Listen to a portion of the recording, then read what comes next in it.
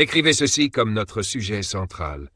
Le royaume répond au changement et à la crise. Partie 3. Le royaume répond à quoi? Au changement et à la crise. C'est ce sur quoi nous allons nous concentrer. Il s'agit de notre 3e session. Si vous avez manqué les 2 premières sessions, procurez-vous les copies de ces enseignements. Nous allons nous concentrer sur les clés du royaume pour prospérer en temps de crise. Comment tirer profit de la crise? Permettez-moi de commencer par quelques constats réalistes. Premièrement, en ce moment même, la Terre est remplie de peur, d'anxiété et de confusion. L'annonce est tombée aujourd'hui dans votre propre pays. Plus de 600 000 emplois ont été perdus le mois dernier. 600 000. Cela porte le nombre total d'emplois perdus depuis le début de l'année à 5 millions. On dit que ce chiffre n'est peut-être même pas exact. Il serait plutôt proche de 8 millions, parce qu'il y aurait 3 millions de personnes supplémentaires qui ont perdu leur emploi, mais qui ont ensuite trouvé des emplois à temps partiel, qui ne sont pas des emplois permanents. Amérique, vous êtes en difficulté. 5 millions d'emplois perdus, cela doit être converti en 12 millions de personnes directement touchées. Prenez une famille moyenne de 4 personnes. Lorsqu'une personne perd son emploi, 5 millions multipliés par 4, cela représente plus de 20 millions de personnes immédiatement affectées. Et cela ne tient même pas compte des maisons perdues, ni des factures qui ne peuvent plus être payées parce que les gens n'ont plus de revenus. L'avenir paraît sombre. Les prévisions annoncent que les pertes d'emplois vont continuer jusqu'en 2010 et que la reprise de cette crise massive ne commencera pas avant 18 mois.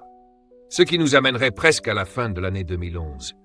Et même à ce moment-là, personne ne sait avec certitude si la crise sera terminée. Tout est négatif. Mais moi, je souris. Les gouvernements de ce monde sont dans la confusion. N'est-ce pas? Ils sont à court d'idées. Ils ne savent pas quoi faire face à cette crise. Toutes les politiques qu'ils mettent en place, en France, en Allemagne, en Angleterre, où nous étions l'autre jour, et maintenant aux États-Unis, sont devenues des expériences. Personne ne sait vraiment si elles vont fonctionner. Ce qu'ils appellent un plan de sauvetage financier a commencé en France. La France a été la première à intervenir pour racheter les banques. Ensuite, la Grande-Bretagne a suivi la France et a renfloué les compagnies d'assurance et les banques. Depuis décembre, le gouvernement britannique détient certaines banques et maintenant vous vous demandez si le gouvernement devrait acheter les banques. Tout le monde expérimente. Cela nous amène au 3e constat. Les économies du monde sont en train de se désintégrer. S'il vous plaît, ne devenez pas trop spirituel à ce sujet. Cela va vous affecter. Si vous êtes pasteur, vous allez le ressentir dans vos paniers d'offrandes. Si vous êtes dans les affaires, vous allez le ressentir dans votre clientèle. Si vous vendez des assurances, vous allez constater que beaucoup de vos clients vont disparaître de votre portefeuille. Vous allez perdre vos commissions. Alors, que faites-vous lorsque tout le système s'effondre autour de vous? À cela s'ajoute le terrorisme, qui demeure un problème. Il y a 24 heures, un autre kamikaze s'est fait exploser à Téhéran, tuant 13 personnes. Lorsque vous ajoutez cela à l'effondrement économique, la situation devient encore plus confuse. Et maintenant, vous avez l'Iran qui développe des capacités nucléaires, ou du moins ce qui pourrait constituer une étape vers la possession d'armes nucléaires. Vous avez toutes ces tensions au Moyen-Orient. L'Iran est menacé par Israël, et Israël est menacé par l'Iran. Et pendant tout ce temps, vous continuez tranquillement à boire votre limonade. Ce monde est instable, c'est un constat réaliste. Savez-vous à quelle conclusion je suis arrivé? Ce monde a besoin d'un autre monde. Et c'est précisément de cela que je veux vous parler ce soir. La Terre a besoin d'un autre monde. Dites-le avec moi. La Terre a besoin d'un autre monde. Écrivez-le exactement comme ceci. La Terre a besoin d'un autre monde. La Terre et le monde sont 2 choses différentes. C'est exact.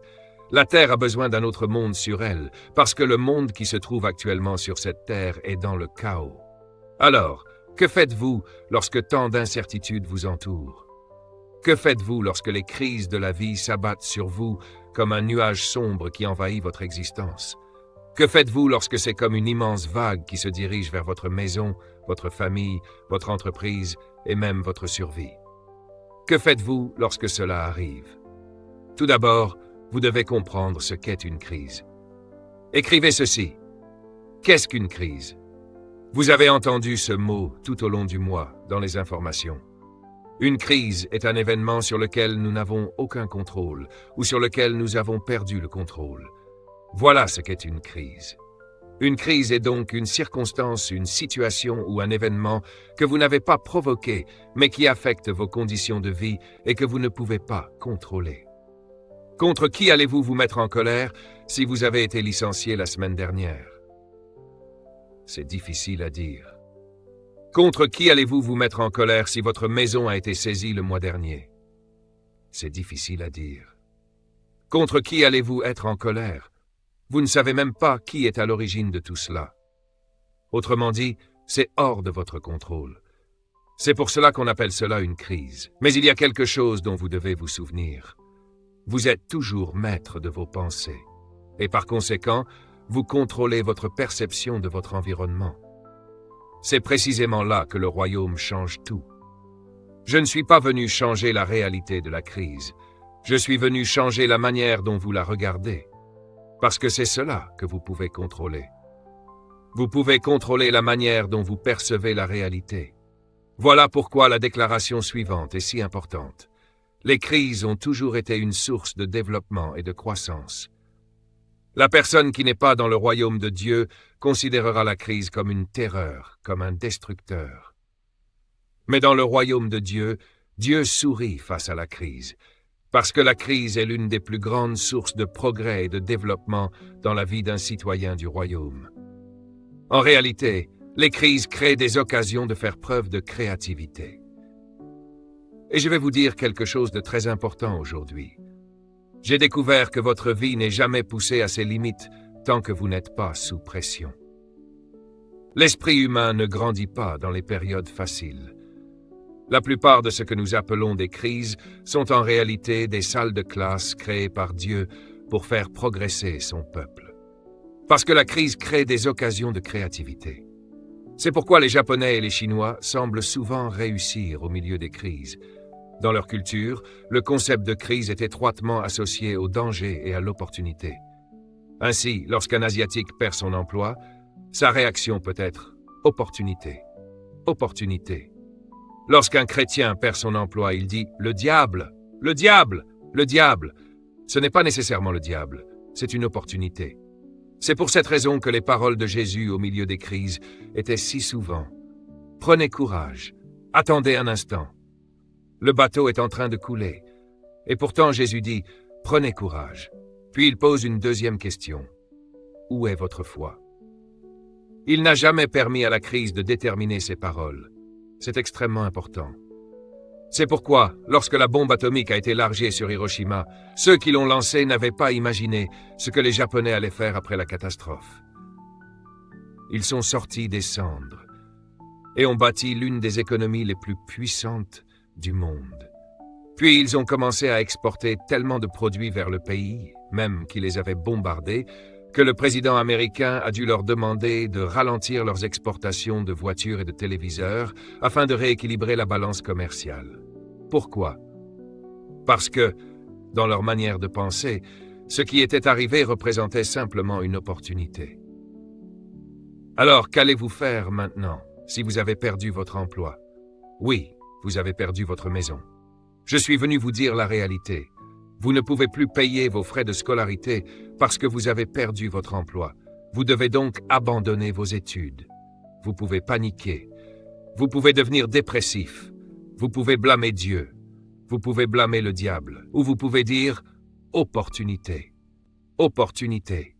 Seigneur, montre-moi l'opportunité. Écrivez ceci s'il vous plaît. Chaque problème est une entreprise. Dites-le clairement. Chaque problème est une entreprise. Savez-vous quel est votre problème? Vous ne savez pas interpréter les problèmes. Plus il existe de problèmes, plus il existe d'opportunités. Une entreprise naît lorsqu'un problème est résolu. C'est cela, penser selon le royaume. Je vous donne maintenant une nouvelle manière de penser. C'est donc la meilleure période pour se lancer dans les affaires. Pourquoi? Parce qu'il existe aujourd'hui plus de problèmes que jamais auparavant. Votre responsabilité en tant que citoyen du royaume est d'étudier les problèmes qui existent dans votre environnement. Ensuite, choisissez celui que votre don est capable de résoudre. Je vais un peu trop vite, mais écoutez bien ceci. Lorsque votre don résout un problème, cela devient votre domaine d'autorité. Et cela devient également votre générateur de revenus. J'aurai besoin de 2 jours supplémentaires pour vous parler de tout ce que je suis en train de penser. Permettez-moi d'essayer de vous expliquer cela, Pasteur Phil. Savez-vous quel est votre problème ici? Vous avez une carrière. Et c'est justement cela votre problème. Il n'y a aucune carrière dans la Bible. Aucune. La Bible ne dit jamais que votre carrière vous ouvrira une place dans le monde. C'est pour cela qu'ils vous ont licencié. Votre carrière est remplaçable. Et votre problème, c'est que vous n'avez pas été formé pour faire autre chose. Vous êtes donc resté prisonnier d'une connaissance limitée. Tout ce que vous saviez faire, c'était être charpentier. Et maintenant, personne ne veut de charpentier. Alors vous êtes déprimé parce que vous êtes resté enfermé dans une carrière. Un don n'est pas une carrière. Oh, j'aurais besoin de beaucoup plus de temps pour vous expliquer cela. C'est pour cela que vous êtes déprimé. Ils vous ont laissé partir. Ils vous ont laissé partir parce que vous étiez remplaçable. Ils vous ont mis à la retraite. Ils vous ont imposé la retraite. Pourquoi? Parce que vous êtes remplaçable. Ils n'ont plus besoin de vous et ils peuvent payer un jeune homme moins cher. Vous êtes remplaçable. Mais dans le royaume de Dieu, la perspective est différente. Vous êtes censé étudier les problèmes. Écrivez ceci. Tout le monde est né pour résoudre un problème. Le but de la vie est de trouver votre problème, c'est-à-dire le problème que vous êtes né pour résoudre. Ainsi, dans le royaume de Dieu, il n'y a pas de crise. Il y a simplement de nouvelles opportunités d'utiliser votre don. Le problème, c'est que la personne moyenne ne connaît pas son don. Elle reçoit donc une éducation pour exercer une carrière. Elle obtient un diplôme dans un domaine pour lequel elle n'est pas née. Elle peut se débrouiller sans votre diplôme, mais elle ne peut pas se passer de votre don. Est-ce que vous m'écoutez, jeune femme? C'est là que se trouve le secret de votre puissance. En temps de crise, la terre aura toujours besoin de votre don, mais elle n'aura pas toujours besoin de votre carrière. Alors, il vous licencie? Allons un peu plus loin. Parlons des fondements de la récession. On dit que nous sommes en récession. Examinons ce qu'ils disent être à l'origine de cette récession. Qu'est-ce qui a provoqué l'effondrement du système? Les royaumes de ce monde se sont effondrés. Qu'est-ce qui a provoqué cela? Le monde est tellement nerveux que la peur a entraîné le monde entier dans la crise. Mais Christ est la source de la créativité. Voilà pourquoi le royaume des cieux est si important. Le royaume n'est jamais en crise. Maintenant, comprenez ceci. Un royaume n'est pas une religion. Un royaume est un pays. Vous devez donc décider dans quel pays vous vous trouvez actuellement. Si vous êtes en Amérique, vous êtes en difficulté. Vous feriez mieux de changer de royaume ce soir. Venez dans le royaume des cieux. Placez-vous sous un gouvernement différent, sous un trône qui ne tremble jamais et qui ne disparaît jamais. Et je ne parle pas ici de manière théologique ou religieuse, je parle de manière pratique. Vous devez changer de royaume maintenant, parce que l'autre système ne fonctionne plus. Votre argent à la banque n'est plus en sécurité. J'ai entendu les informations ce soir dans votre propre pays. Ils disent que le gouvernement doit garantir les dépôts bancaires. Savez-vous ce que cela signifie, monsieur? Cela signifie que l'argent que vous avez à la banque était garanti par une compagnie ou une institution financière qui assurait ces dépôts. Ces compagnies se sont effondrées. Alors en ce moment, aucun de vos dépôts n'est véritablement en sécurité. C'est pour cela que le gouvernement doit maintenant garantir les dépôts.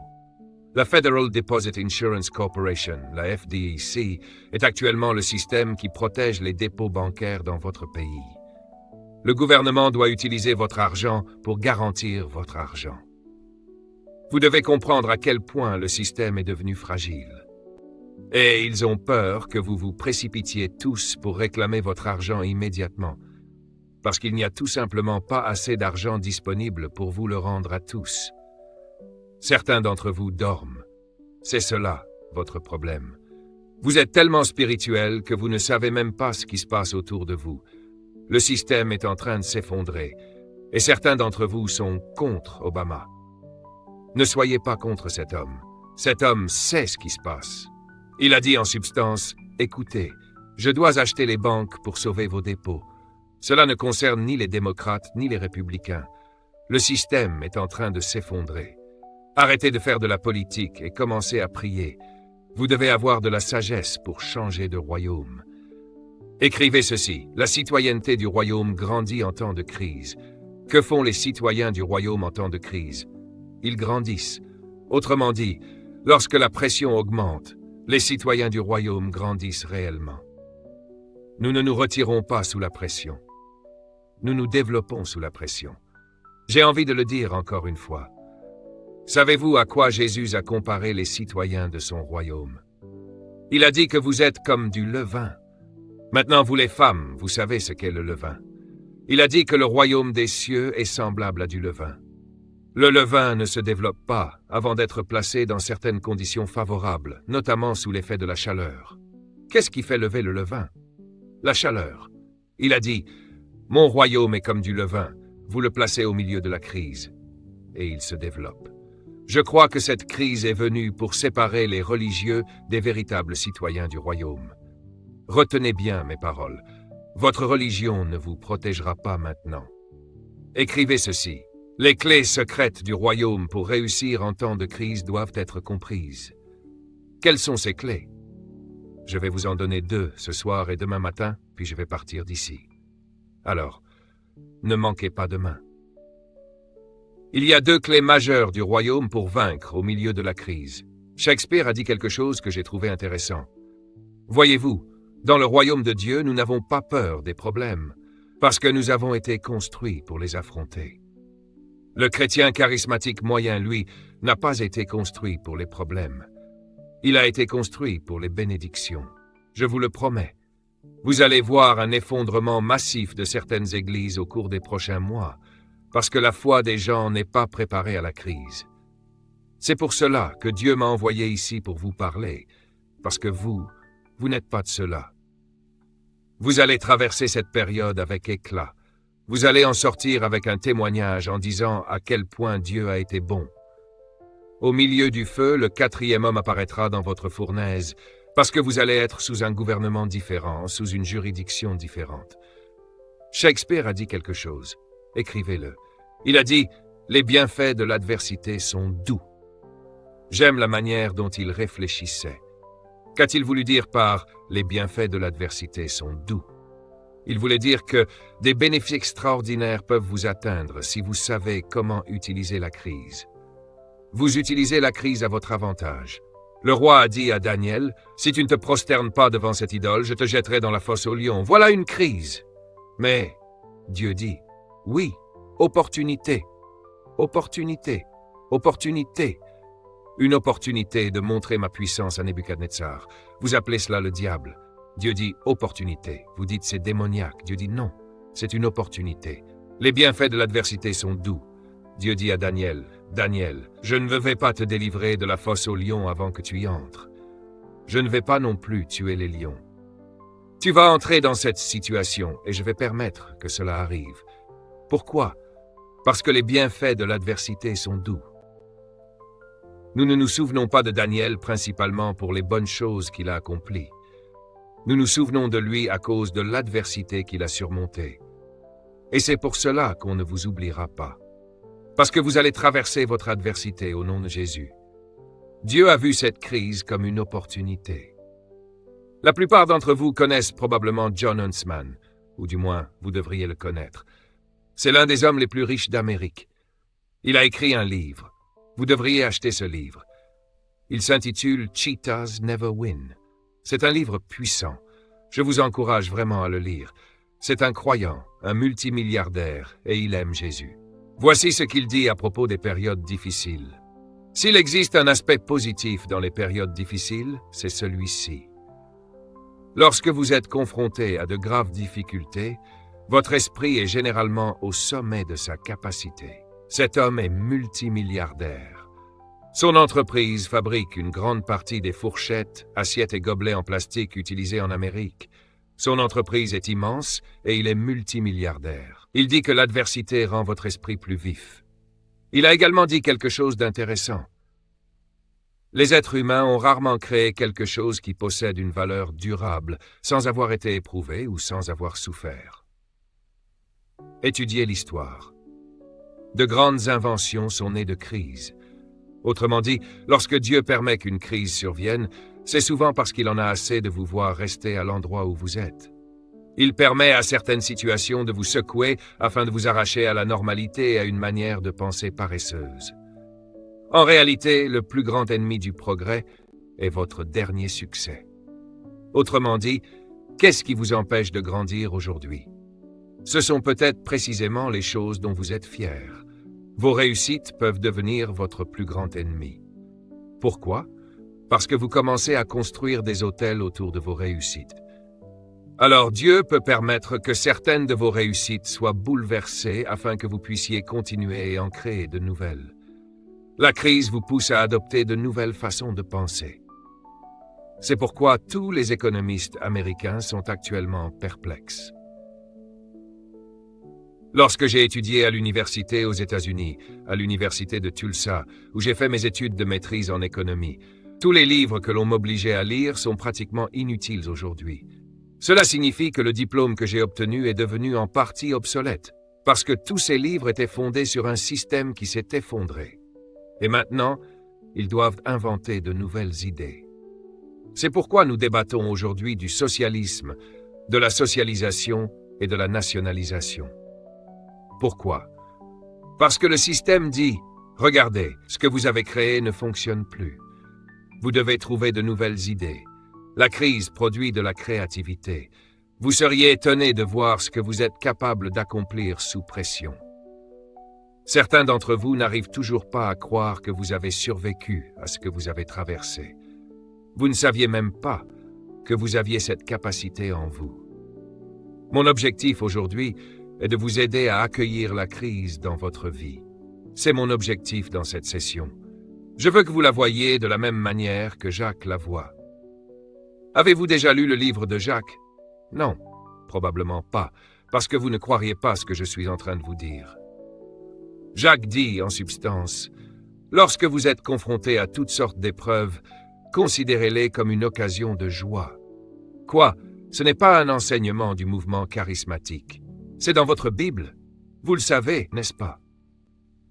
Lorsque vous êtes confronté à des épreuves de feu, à des crises, Jacques dit de les accueillir comme des amis, parce qu'elles sont venues pour quoi? Pour éprouver et purifier votre foi comme de l'or pur. Apparemment, la foi ne s'améliore pas dans les périodes faciles. La seule manière de tester ce que vous croyez réellement, c'est de vous retrouver sous pression. C'est pourquoi nous aimons les témoignages, mais nous n'aimons pas les épreuves. Oui, Seigneur, tu es un Dieu bon. Oh oui, alors voyons à quel point il est bon. Perdez votre maison. Pouvez-vous encore témoigner? Les épreuves de feu, accueillez-les comme des amis. Écrivez ceci. Le véritable leadership est éprouvé dans la crise. Peu importe le nombre de titres que vous portez, la crise les mettra à l'épreuve et les validera. Vous dites que vous êtes le chef de la maison. Nous allons voir. Vous dites que vous êtes le président de l'entreprise. Nous allons voir. Vous dites que vous êtes le pasteur de l'église. Le moment est arrivé. Les offrandes ont diminué de 40% et vous devez toujours payer les factures de l'église. Voilà ce que la pression révèle. Deuxièmement, la crise est l'incubateur du développement du leadership. Vous ne développez pas votre leadership dans les périodes faciles. La crise est extraordinaire. Elle place le leadership sous pression et le fait grandir. Troisièmement, la crise est une source de croissance et de développement. C'est de là que vient la croissance. Vous ne grandissez que lorsque vous y êtes obligé. N'est-ce pas triste? Nous ne bougeons que lorsque nous y sommes obligés. C'est pourquoi la vie nous secoue parfois jusqu'au point où nous avons l'impression que Dieu nous a oubliés. Vous savez, cet après-midi, dans la pièce où je travaille, je suis en train de préparer un livre pour une maison d'édition. J'écrivais une phrase et cette phrase est sortie de mes doigts. Permettez-moi de vous la citer. Vous la retrouverez dans ce prochain livre consacré à la foi. Le Seigneur dit, « La foi, c'est croire dans le silence de Dieu, Que se passe-t-il lorsque Dieu ne dit rien? Pouvez-vous supporter le silence de Dieu et continuer malgré tout à croire? Avez-vous déjà eu le sentiment que Dieu vous avait abandonné? Bien sûr. Et il y aura probablement encore quelques moments comme celui-là à l'avenir. Jésus lui-même l'a ressenti lorsqu'il a dit « Père, pourquoi m'as-tu abandonné ?» Avez-vous déjà eu l'impression que Dieu vous avait simplement laissé tomber? Il ne vous a pas abandonné. Il observe simplement pour voir si vous continuerez à croire lorsqu'il reste silencieux. Ils ont pris votre maison. Et vous dites « Dieu, pourquoi ?» Mais Dieu dit « Je regarde simplement pour voir si votre foi est placée dans votre maison ou en moi. Je peux toujours remplacer votre maison. » Voilà la véritable question. L'une des questions favorites de Jésus était « Où est votre foi ?» Écrivez ceci. La crise. 4e clé. La crise impose des exigences au potentiel caché. C'est pour cela que Dieu permet parfois la crise. Le président des États-Unis, le premier ministre de Grande-Bretagne, le président de la France, le premier ministre des Bahamas et le président de la Belgique doivent tous maintenant trouver de nouvelles réponses qu'ils n'avaient jamais essayées auparavant. La crise vous pousse à puiser dans un potentiel que vous n'aviez jamais utilisé. On dit que l'être humain n'utilise qu'environ 10% de la puissance de son cerveau. Cela signifie que pour devenir un génie, il suffirait d'en utiliser 11%. Quelle triste réalité. Vous avez des centaines de millions de cellules dans votre cerveau et vous n'en utilisez qu'une petite partie. Et regardez déjà ce que nous avons accompli. Nous sommes allés sur la Lune avec une fraction de ce potentiel. C'est pourquoi Dieu permet parfois que la pression s'exerce sur vous aujourd'hui, parce que vous êtes devenus mentalement paresseux. C'est peut-être pour cela que vous avez perdu votre emploi. Vous étiez devenu trop confortable à travailler pour quelqu'un d'autre. C'est peut-être pour cela que votre entreprise va échouer. Dieu en a assez de cette entreprise limitée que vous avez construite. Il y en a 2 autres à l'intérieur de vous que vous n'avez jamais développées. La crise produit du potentiel caché. Écrivez ceci. La crise révèle nos véritables croyances et nos convictions. Ne croyez pas simplement ce que quelqu'un vous dit avant qu'il ait été éprouvé. Vous êtes dans le ministère depuis longtemps. Vous savez de quoi je parle. Le monde extérieur est difficile. Si vous racontez votre histoire aux gens, ils auront du mal à croire que vous avez réellement réussi à traverser tout ce que vous avez traversé. C'est l'épreuve qui prouve votre foi. Permettez-moi simplement de donner un avertissement à tout le monde. Faites attention à ce que vous proclamez. Certains d'entre vous ont appris à faire une profession de foi, à confesser votre foi. Vous devez faire attention.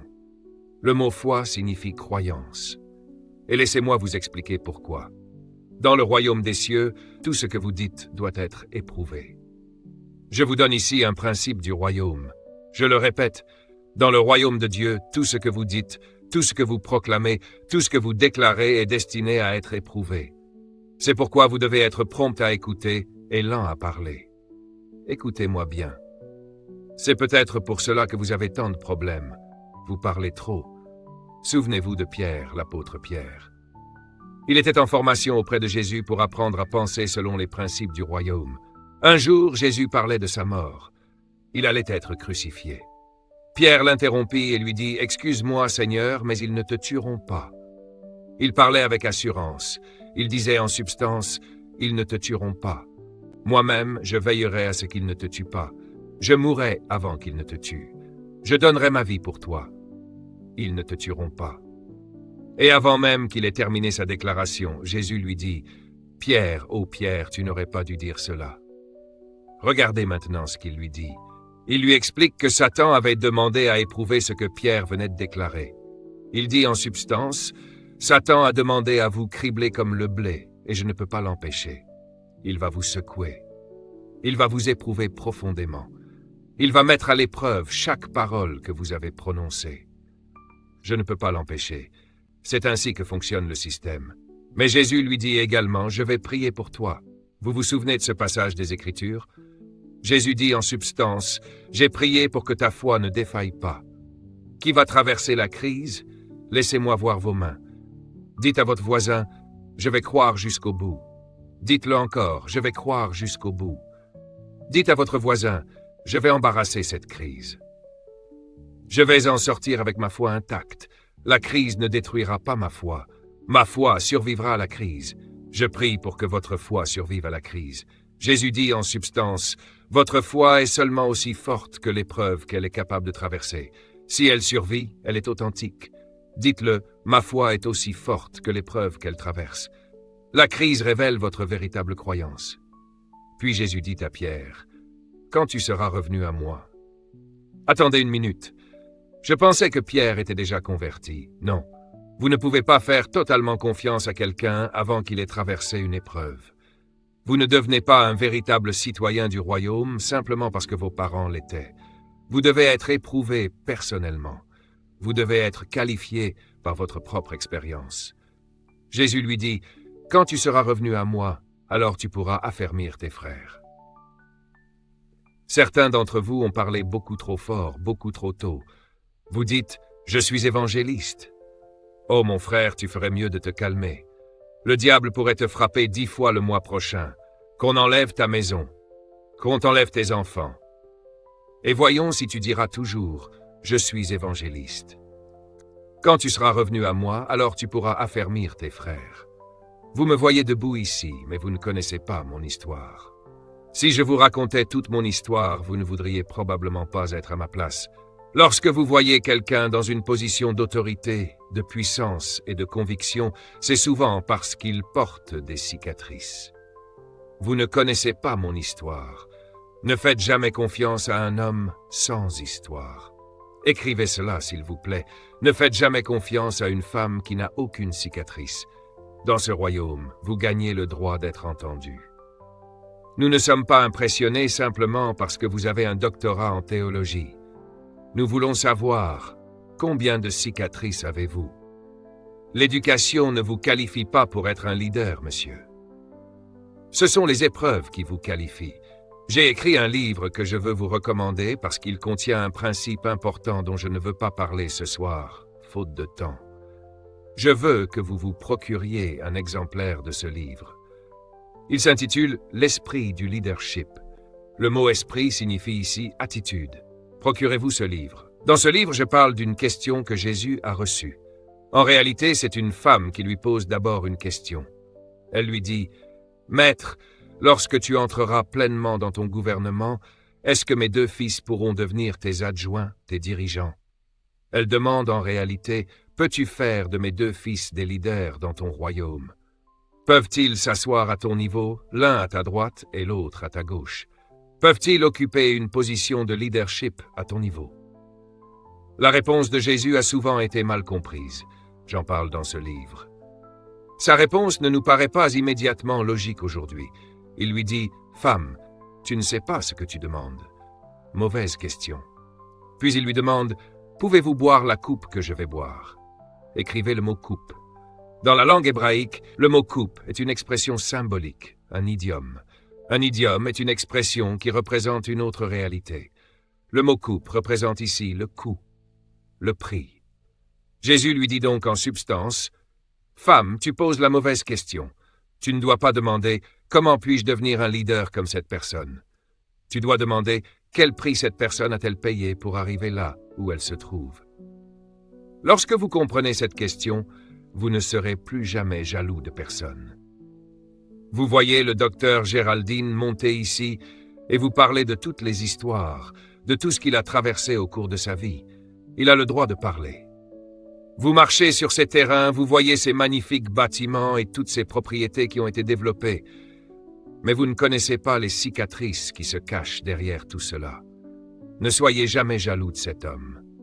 Vous ne connaissez pas sa coupe. La crise vous donne des coupes qui vous qualifient pour être entendus. Arrêtez de vous donner des titres que vous ne méritez pas, alors que la moitié de ceux que vous portez déjà vous surprennent vous-même. Ce n'est pas aussi facile de devenir ce que vous voulez être. Demandez plutôt à Dieu, combien dois-je payer pour cela? Voilà la vraie question. Écrivez ceci. La crise éprouve notre foi. Que fait la crise? Elle éprouve notre foi. Vous dites que vous avez la foi. Très bien. Alors permettons d'abord que vous soyez criblés afin de vérifier si votre foi est authentique. La foi signifie simplement croire. Mais une croyance ne peut être considérée comme véritablement solide tant qu'elle n'a pas été éprouvée. Vous ne faites pas confiance aux gens simplement parce qu'ils disent quelque chose. Vous leur faites confiance parce qu'ils ont survécu à quelque chose.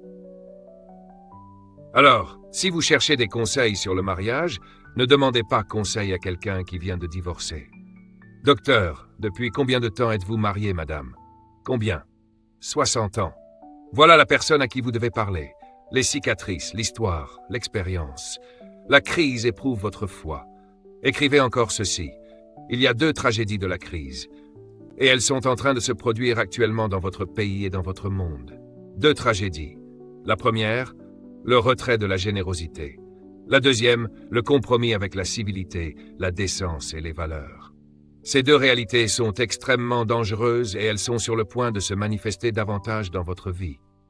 Lorsque les gens sont en crise, la première chose qu'ils font, c'est retirer leur générosité. Ils cessent de donner. Et c'est exactement l'inverse du fonctionnement du royaume des cieux. La deuxième chose qu'ils font, c'est compromettre leurs valeurs. Pourquoi? Parce que lorsque les gens sont sous pression, ils sacrifient leurs standards pour survivre. C'est à ce moment que la tricherie augmente. Voilà ce que je veux dire. Les gens commencent à tricher. Ils commencent à falsifier les comptes et à manipuler les chiffres. Ils commencent même à coucher avec leur patron pour obtenir de l'argent. Certains en arrivent à vendre leurs propres enfants dans la rue pour pouvoir acheter de la nourriture. C'est dans ces moments-là que les gens perdent la tête. Des pasteurs et des diacres commencent à faire des choses insensées sous la pression, parce que la crise peut vous faire perdre votre sens des principes et de la morale.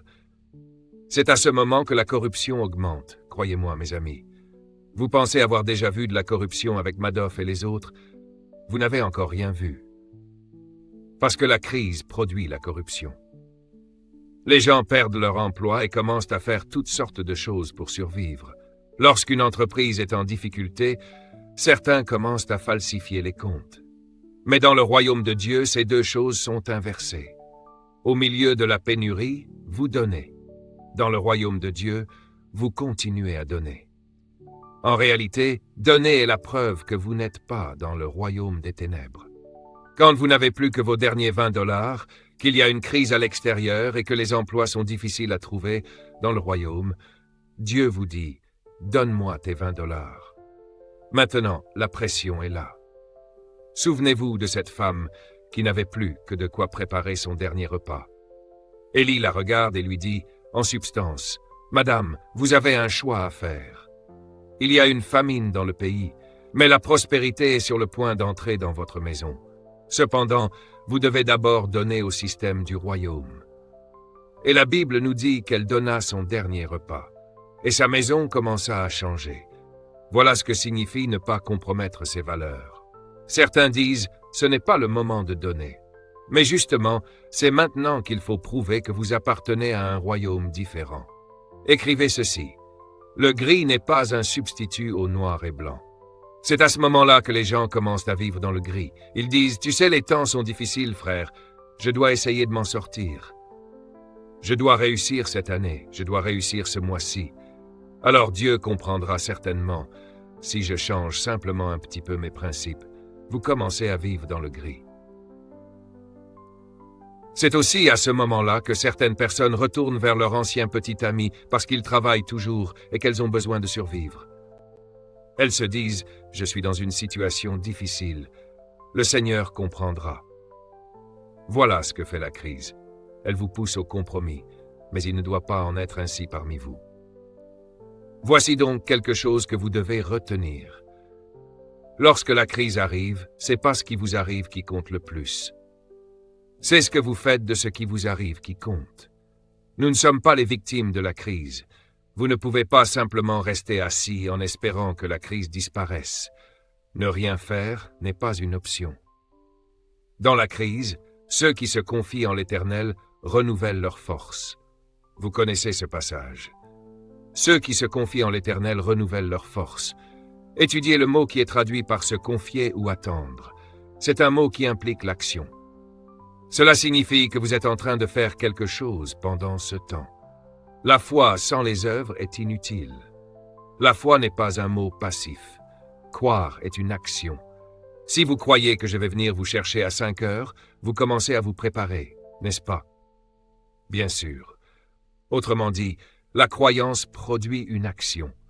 Vous allez travailler chaque jour et votre employeur vous paie le vendredi. Alors vous allez travailler lundi, mardi, mercredi et jeudi, en attendant votre salaire du vendredi. Vous êtes actif parce que vous croyez qu'ils vont vous payer. Voilà ce que signifie attendre. Les citoyens du royaume ne sont pas des gens paresseux. Dites à votre voisin, il parle de toi. Jean, chapitre 16, verset 33. Il me reste encore quelques minutes. Écoutez bien ceci, c'est puissant. Comment surmonter la crise? Jésus nous a donné l'une des plus belles clés pour surmonter la crise.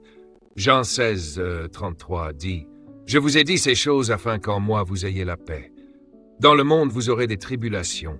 Arrêtez-vous un instant. Regardez-moi. » Cela ne semble pas logique.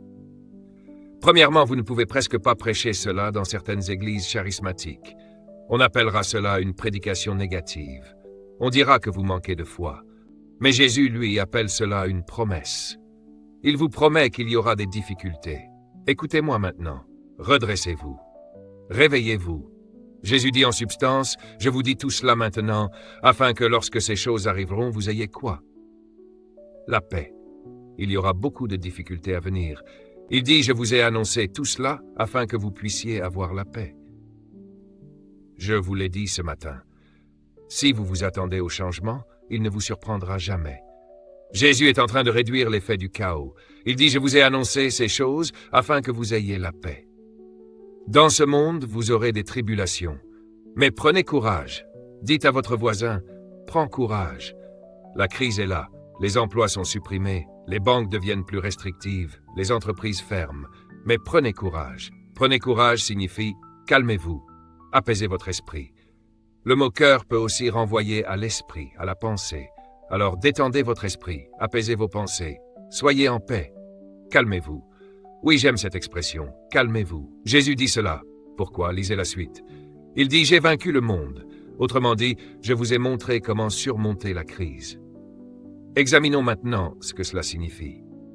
Première lettre de Jean, chapitre 5, verset 5. Lisez-le à haute voix. Qui est celui qui triomphe du monde, sinon celui qui croit que Jésus est le Fils de Dieu? Et qu'est-ce que la foi? La croyance. Je crois que cette situation est temporaire. Elle ne peut pas durer éternellement. Pourquoi? Parce que je crois que je vais surmonter cette expérience. Elle ne me vaincra pas. Je vais la traverser. Qui donc triomphe du monde? Celui qui croit que Jésus est le Fils de Dieu. Si vous croyez que Jésus est le Fils de Dieu, alors votre foi ne bouge pas. Il est le rocher solide, il est la pierre angulaire. La tempête viendra et repartira. Mais ma foi, ma croyance est placée sur un rocher. Vous savez, les rochers ne bougent pas lorsque les ouragans arrivent. Ce sont les ouragans qui bougent. La crise ne peut pas déplacer Christ. Amen. Alors placez votre foi en Christ. Croyez en Christ davantage que vous ne croyez à la puissance de la crise. Maintenant, je veux vous montrer quelque chose. Tout le monde dit le monde. Remarquez bien ce que Jésus a dit. C'est très important. Il a dit, dans ce monde, vous aurez beaucoup de tribulations. Puis il dit, prenez courage, j'ai vaincu le monde. Tout le monde dit le monde. Il n'a pas dit la terre. Et cela est extrêmement important. Le mot monde utilisé par Jésus est le mot grec kosmos, K-O-S-M-O-S. Écrivez-le. Ce mot est utilisé partout dans la Bible. Et le mot cosmos signifie, êtes-vous prêt à entendre cela? Premièrement, il signifie un système de gouvernement. Waouh! Il ne s'agit pas du tout de la planète Terre. Deuxièmement, le mot cosmos signifie les pouvoirs de contrôle. Le système bancaire, les compagnies d'assurance, le système fiscal. Tout cela fait partie du cosmos. La politique, c'est aussi le cosmos. Le mot signifie également un système d'influence. Alors, lorsque vous relisez ce passage, assurez-vous d'en comprendre les différentes significations. Jésus dit, dans ce système, vous aurez beaucoup de tribulations. Dans ces pouvoirs de contrôle, il y aura beaucoup de difficultés. Dans les systèmes qui influencent votre comportement, dans les impôts, dans les conditions sociales, il y aura beaucoup de difficultés. Le mot signifie également structure et institution. Certains d'entre vous qui étudiez la théologie devraient prendre le temps d'étudier ce mot. C'est un mot extrêmement puissant. C'est le mot « monde ». Voilà pourquoi la Bible dit que vous pouvez être dans le monde sans appartenir à son système. Imaginez que vous entriez dans une banque pour obtenir de l'argent. Vous avez maintenant un choix à faire. La banque vous dit qu'elle n'accorde plus de prêts. Mais le Saint-Esprit vous dit d'aller à la banque. Il y a donc une contradiction. Vous entrez dans la banque et vous dites « Je voudrais voir le directeur ». Vous vous asseyez devant lui et vous lui dites « Monsieur, j'ai un projet et j'ai besoin de 2 millions de dollars ». Le banquier vous regarde et vous dit « Vous savez dans quelle situation nous sommes actuellement ?»« Oui. » « Vous savez que nous n'accordons plus de prêts ?»« Oui. » « Alors, qu'attendez-vous de moi ? J'attends que vous me donniez 2 millions de dollars au taux d'intérêt que je choisirai. Le banquier vous regarde et vous dit « J'aime votre détermination. Écoutez, discutons de cette affaire. Et ne dites cela à personne, mais je vais vous accorder ce prêt. Pourquoi ? Parce que dans le royaume des cieux, la Bible dit « Le cœur du roi est dans la main de l'Éternel. Il l'incline comme il veut. » Le mot « cœur » signifie ici l'esprit, la pensée. Et le mot « roi » représente l'autorité, le pouvoir de contrôle. Certains parmi vous ne comprennent toujours pas ce que je suis en train de vous dire. Ne croyez pas automatiquement tout ce qu'on vous annonce. Si vous êtes dans le royaume des cieux, le monde annoncera ses systèmes et leurs conditions. Mais si vous êtes dans le royaume de Dieu, vous êtes dans ce système sans fonctionner selon ses règles. Je pourrais continuer encore longtemps. Laissez-moi vous dire quelque chose.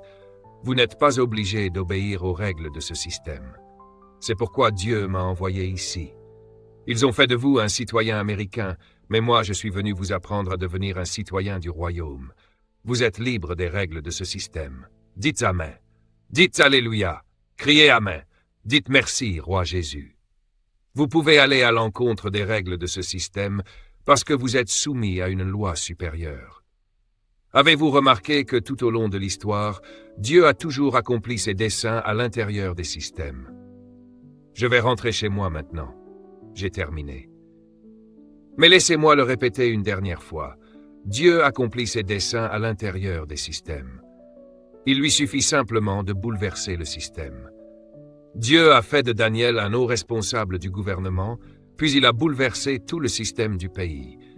Il a établi Shadrach, Meshach et Abednego comme responsables dans le gouvernement d'un pays païen. Et il les a utilisés pour influencer tout le système. Dieu a fait de Joseph un prisonnier, puis il l'a élevé au rang de premier ministre au cœur même du système. Il est sur le point de vous utiliser dans le système, et à travers votre ministère, il va bénir le monde. Élevez votre voix et célébrez Dieu. Oh, je sais de quoi je parle. J'essaie simplement d'être gentil avec vous ce soir. Poursuivez vos projets. Je vais le répéter. Dieu dit, poursuivez vos projets. Je l'entends. Poursuivez. Oui, poursuivez. Alléluia, poursuivez. Faites de grands projets dès maintenant. Je dis, faites de grands projets dès maintenant. Dites à votre voisin, nous ne fonctionnons pas selon les règles de ce système. Le cœur du roi est dans la main de l'Éternel. Levez rapidement les mains. J'ai une parole prophétique pour vous. Recevez-la maintenant. Le Seigneur dit, vous connaîtrez une promotion dans cette saison au nom de Jésus. Promotion. Encore une fois. Prophétisez-le. Dites encore une fois. Encore une fois, pasteur. Donnez gloire à Dieu. Je prie pour que vous compreniez ce dit. Laissez-moi être Dieu. Laissez Dieu être Dieu. Oh, cette affaire est sérieuse ce soir. Je sens que votre peur vient de quitter cette salle. Je vois un lion se lever en vous. Je vois le courage et l'audace surgir en vous. Levez vos mains et rendez-lui gloire. Homme de Dieu, rendez-lui grâce ce soir. Chaque domaine d'influence. Ça inclut l'éducation, l'hôtellerie, la police, la politique, tous les domaines. Dieu dit, je veux que mon peuple apporte ma nature dans chaque discipline.